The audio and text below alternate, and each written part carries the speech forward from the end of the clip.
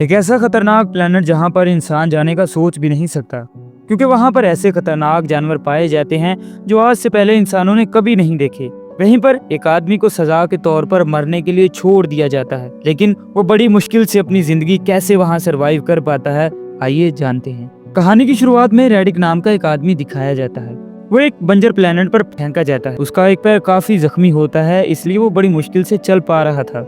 इस प्लेनेट पर खतरनाक एलियन होते हैं जो वुल्फ की तरह दिखाई देते हैं, और ये एलियन अचानक से रेडिक पर अटैक कर देते हैं। सभी वुल्फ उसकी तरफ भाग आते हैं। रेडिक अपनी जान बचाने के लिए एक पानी के तालाब में छुप जाता है और अपनी सांस रोके रखता है और इनके जाने का इंतजार करता है। जब वो वुल्फ वहां से चले जाते हैं तो वो पानी से बाहर आता है। तभी पीछे से एक भेड़िया उस पर अटैक कर देता है। अपनी जान बचाने के लिए रेडिक एक मेटल का टुकड़ा उठाता है और फेंकता है, और वुल्फ उसकी तरफ भाग जाता है उसे उठाने के लिए। इसके बाद वो पास बनी एक गार में जाता है, वहाँ थोड़ी रेस्ट करता है और अपने घाव पर पट्टी बांधता है। वहीं गार में एक छोटा सा पानी का झरना होता है और फिर से वो वुल्फ उस गार में पानी पीने आते हैं। लेकिन उस गार में और भी बहुत सारे खतरनाक जीव होते हैं जो सांपों की तरह दिखाई देते हैं। वो खतरनाक एलियन एक भेड़िए को मार देते हैं। रेडिक भी छुपके ये सब कुछ देख रहा होता है। उसे ये झरना किसी तरह पार करना था, लेकिन जब वो धीरे धीरे से आगे बढ़ रहा था तो उसे एक सांप देख लेता है और मारने लगता है। रेडिक अपनी जान बचाने के लिए वहां पड़े पत्थरों में छुप जाता है। यहाँ पर हमें फ्लैशबैक में रेडिक की स्टोरी जानने को मिलती है कि कैसे वो इस प्लेनेट पर आया। रेडिक अपने प्लेनेट पर रहता था जहाँ उसने अपने किंग को मार दिया और बदले में वो खुद वहाँ का राजा बन गया।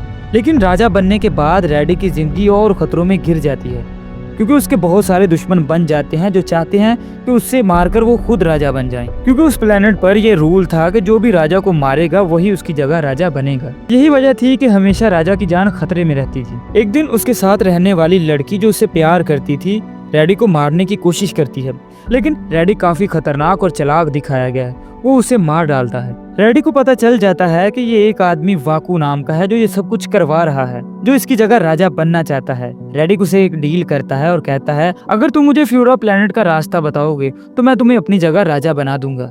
क्योंकि पूरा प्लेनेट का मैप खत्म हो गया था, लेकिन एक वाहिद वाकू ही था जिसके पास वो मैप था। फिर वाकू रेडिक की बात मान जाता है और उसे अपने लोगों के साथ उस प्लेनेट पर भेज देता है। लेकिन जब रेडिक वहां पहुंचता है तो उसे पता चलता है कि ये तो वो प्लेनेट है ही नहीं, बल्कि ये तो एक वीरान प्लेनेट है जहाँ कभी कोई इंसान नहीं आया।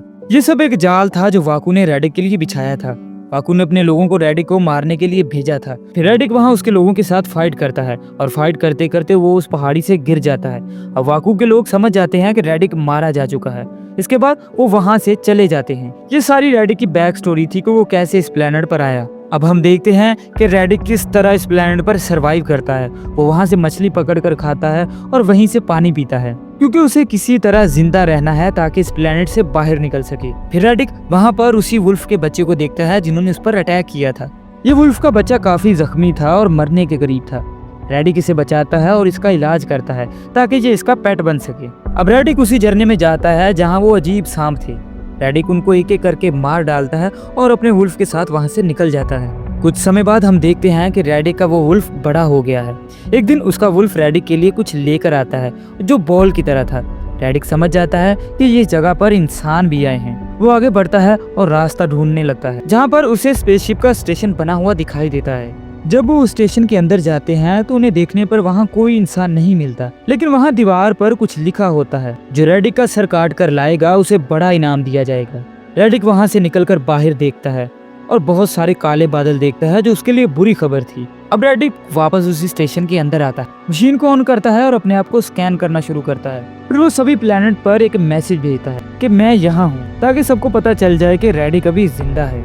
रेडिक को पता था कि अगर यहाँ से वाकई जिंदा बाहर जाना है तो इसके लिए किसी न किसी को यहाँ बुलाना पड़ेगा, और उसको ये भी पता था कि उसको मारने के लिए कोई ना कोई यहाँ पर जरूर आएगा। और फिर कुछ समय के बाद एक स्पेसशिप वहाँ आती है। उस स्पेसशिप में कुछ लोग होते हैं जो रेडिक को ढूंढ रहे थे, लेकिन ये लोग उसे बचाने के लिए नहीं बल्कि उसे मारने के लिए आए थे। जब स्पेसशिप वहाँ पहुँचती है, स्पेसशिप का लीडर अपने शिप को बंद कर देता है और अपने रनिंग पावर नोड को निकालता है और एक सेफ जगह पर रख देता है और अपने साथियों से कहता है कि रेडिक को ढूंढना शुरू करो। रेडिक को पता था कि अगर ये नोड्स मिल गए तो वो स्पेसशिप को छोड़कर भाग जाएगा, इसलिए लीडर ने उन नोड्स को सेफ तरीके के साथ छुपाकर रख लिया। दूसरी तरफ लीडर ने एक लड़की को स्पेसशिप पर बंदी बना रखा था। लीडर अपने साथियों से कहता है, लड़की को छोड़ दो, जब लड़की भागती है तो लीडर पीछे से उस पर फायर करता है और उसे मार डालता है। रेडिक ये सब कुछ छुपकर देख रहा था। लीडर कहता है, मुझे पता है रेडिक, तुम मुझे छुपकर देख रहे हो। तुम्हें मेरे सामने आना होगा और मुझसे लड़ना होगा ताकि मैं यहाँ से जाऊं और एक बड़ा इनाम हासिल कर सकूं। लीडर की बात सुनकर उसके साथी कहने लगते हैं, हमारा लीडर तो जैसे पागल हो गया है, क्योंकि वो जानते थे कि रेडिक कितना चालाक और खतरनाक है। वो सब अपने कैमराज स्पेसशिप के बाहर लगा देते हैं ताकि रेडिक का कुछ पता चल सके। लेकिन कुछ वक्त बाद उन्हें पता चलता है कि यहाँ पर कोई और स्पेसशिप भी आ रही है। लेकिन लीडर नहीं ये चाहता था कि यहाँ पर कोई और भी आए और आकर रेडिक को मारे और अपना इनाम ले जाए। और यहाँ हमें ये भी पता चलता है कि लीडर को वाकू ने ही भेजा था ताकि वो रेडिक को मार सके। इस स्पेसशिप के लीडर का नाम जॉन होता है। जैसे ही बाहर आता है और दूसरी स्पेसशिप के लीडर से कहता है कि तुम अपना काम करो, मैं अपना काम करता हूँ, ना तुम मेरे रास्ते में आना और ना मैं तुम्हारे रास्ते में आऊंगा। ये बात सुनकर वो लीडर थोड़ा जेलस हो जाता है क्योंकि वो एक लालची इंसान दिखाया गया है। इसलिए वो जॉन के स्पेसशिप के नोट्स भी अपने पास रखवा लेता है ताकि वो यहाँ से भाग ना सके और ना मेरे साथ कोई धोखा करे। रात को वो कैमरे जो उन्होंने लगाए थे रेडिक और उसका वुल्फ तोड़ देते हैं। लीडर अपने साथियों के साथ कैमरे को चेक करने के लिए बाहर जाता है, लेकिन जॉन उसे रोकने की कोशिश करता है और कहता है कि तुम वहां ना जाओ, शायद ये रेडिक की कोई चाल होगी। लेकिन लीडर उसकी बात नहीं सुनता और वहां चला जाता है। जब लीडर वहां पहुंचता है तो उसका एक साथी मारा जाता है जो खतरनाक शिकंजे में पकड़ा गया था। वहीं देखते देखते दूसरा साथी भी शिकार हो जाता है। फिर तीसरे साथी को रेडिक पकड़कर एक अंधेरे में ले जाता है। ये सब देखकर वो लीडर काफी डर जाता है। जॉन पास खड़ा ये सब कुछ देख रहा था, लेकिन वो कुछ नहीं करता क्योंकि उसने कहा था कि तुम मेरे काम में शामिल नहीं और मैं तुम्हारे काम में। लेकिन इसके बाद लीडर जॉन के पास आता है और कहता है कि हमें मिलकर काम करना होगा। इसके बाद जॉन पहले रेडिक के वुल्फ पर गोली चलाता है और उस पर एक ट्रैकिंग डिवाइस लगा देता है क्योंकि उसे पता था कि ये वुल्फ सबसे पहले रेडिक के पास ही जाएगा। अब वो उस ट्रैकिंग डिवाइस का पीछा करते करते एक गुफा के अंदर घुस जाते हैं। वहां जाके वो देखते हैं कि रेडिक ने लीडर के एक आदमी की लाश को टांगा हुआ है। जैसे ही वो उसे देखते हैं तो जॉन समझ जाता है कि ये रेडिक की एक चाल थी। ये सब इधर रेडिक को ढूंढने के लिए गुफा में आए थे, लेकिन रेडिक इनकी स्पेस स्टेशन जाता है और इनकी सेफ में से वो सारे नोट चुरा लेता है और उन्हें लाके जमीन के नीचे छुपा देता है। जब जॉन को इस बात का पता चलता है तो वो काफी गुस्से में आता है।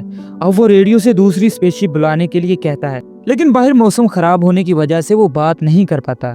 फिर कुछ देर के बाद रेडिक वहां उनके सामने आ जाता है। वो उन्हें कहता है, मुझे एक स्पेसशिप दे दो और अपने पावर नोड वापस ले लो क्योंकि हमारे पास सिर्फ थोड़ा ही वक्त बाकी है और बारिश होने वाली है। ये कहकर रेडिक वहां से चला जाता है।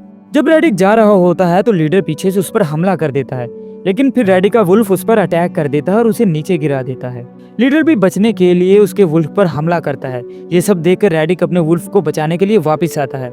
तब जॉन का एक साथी रेडिक को बेहोशी का इंजेक्शन लगा देता है, लेकिन उतनी देर में वो वुल्फ को मार डालता। अब वो रेडिक को अपना गुलाम बना लेते हैं और बांध देते हैं। इसके बाद जब रेडिक होश में आता है तो अपने आप को बंधा हुआ देखता है। जॉन उसके सामने बैठा होता है और अपने बेटे के बारे में उससे पूछता है।